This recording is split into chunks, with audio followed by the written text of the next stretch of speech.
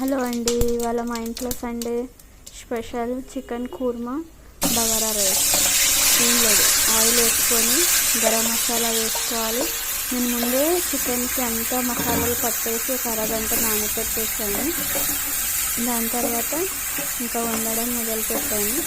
ఇలా చేస్తే చికెన్ టేస్టీగా బాగా వస్తుంది.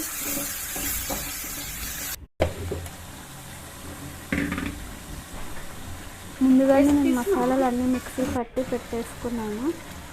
దీని రెసిపీ కావాలంటే కామెంట్ బాక్స్లో కామెంట్ చేయండి. ఇలా చేసి చూడండి, చాలా బాగుంటుంది. బగారా రైస్ ఉంబడి చాలా బాగుంటుంది, చాలా ఈజీ కూడా ఇది చేసుకోవడం కూడా.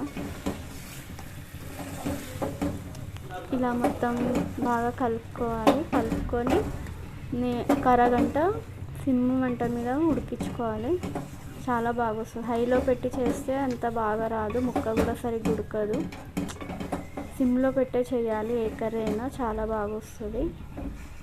ఏదైనా ఓపికగా చేసుకుంటేనే బాగుంటుంది. ఇంకా బగారా రైస్కి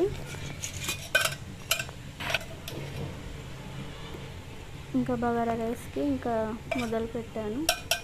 కొంచెం ఆయిల్ వేసుకొని తర్వాత 2 స్పూన్లు నెయ్యి వేసుకున్నాను. ముందుగానే నెయ్యి వేస్తే అంత మాడిపోయి పొగలు వచ్చేస్తుంది.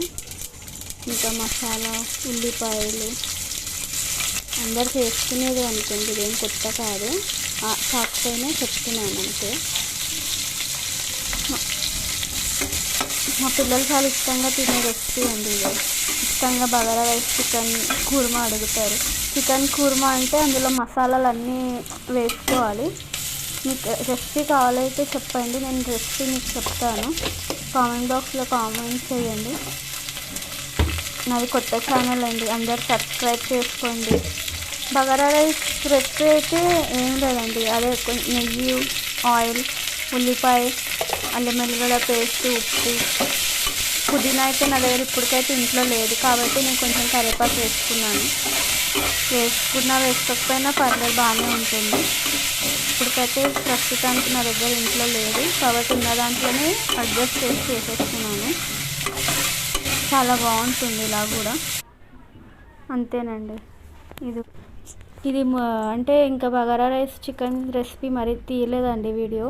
మా పాప తీస్తుంది అనుకున్నాను కానీ తీయలేదు, ఏమనుకోకండి. ఇంకా ఇదేనండి. ఇంకా